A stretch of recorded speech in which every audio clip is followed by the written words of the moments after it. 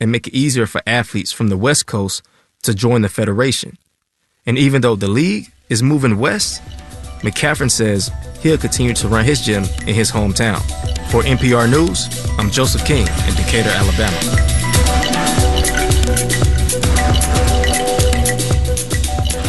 It's Morning Edition from NPR News. I'm Layla Falded. And I'm Asma Khalid.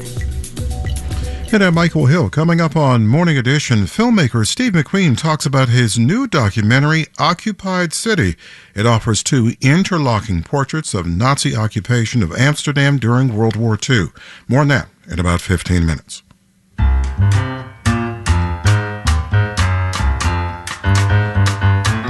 We have fog advisories across the area this morning. Otherwise, mostly cloudy and 51 for a high today. Tomorrow, rain, mainly afternoon, and a high near 52. Thursday, a 50-50 chance of showers, mostly cloudy and low 50s once again.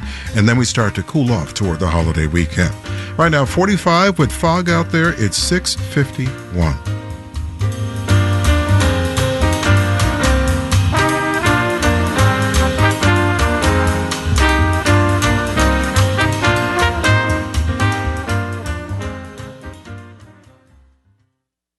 Support for WNYC comes from the New York Phil, violinist Hilary Hahn, the New York City Ballet's Tyler Peck, and NY Phil musicians join for a performance where music and movement intersect. January 13th at David Geffen Hall. Tickets at nyphil.org. WNYC's annual Martin Luther King Jr. Day celebration live at the Apollo Theater will take place Sunday, January 14th. I'm Kai Wright, host of Notes from America. Join me for an afternoon of conversation and live performances we're calling The Inconvenient King. Was MLK woke? Tickets are free, but they do go fast, so save the date. Reservations open Tuesday, January 2nd at wnyc.org/MLK event.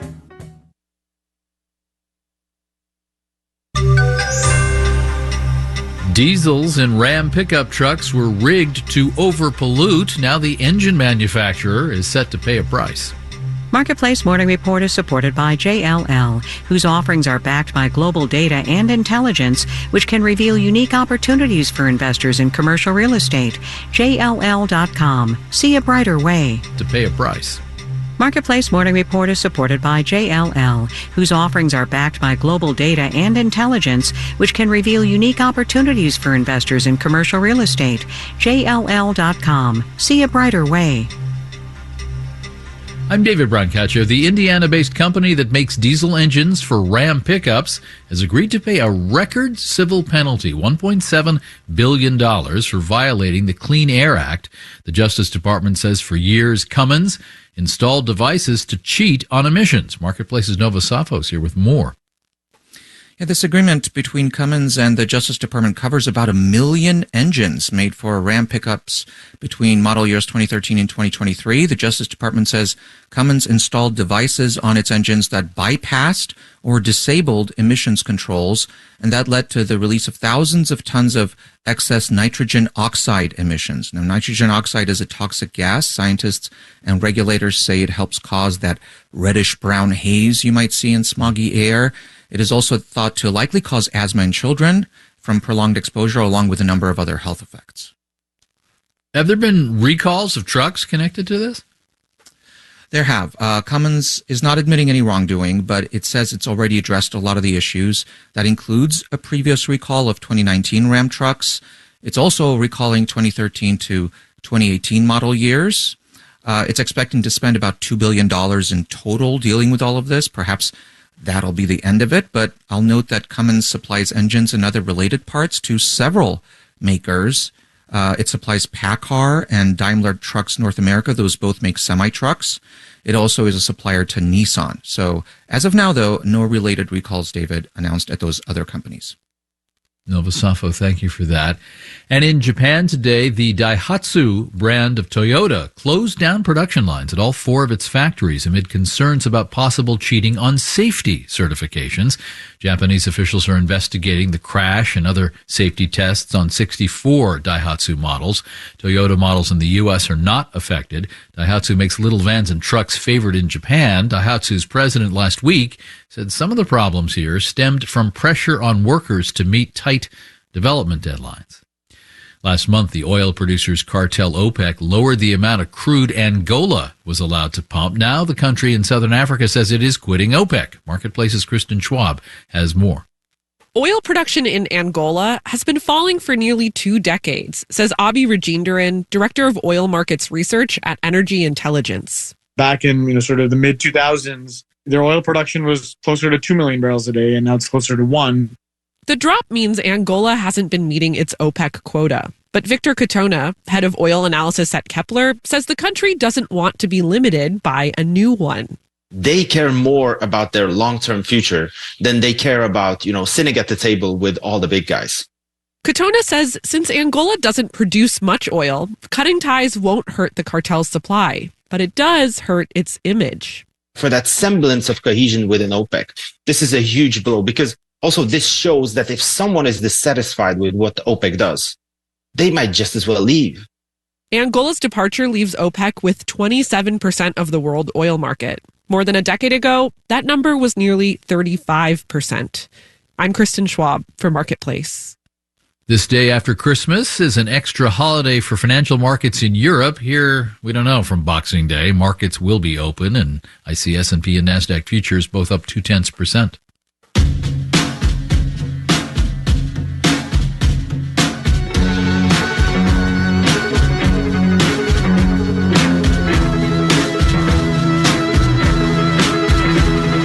Marketplace Morning Report is supported by Schwab.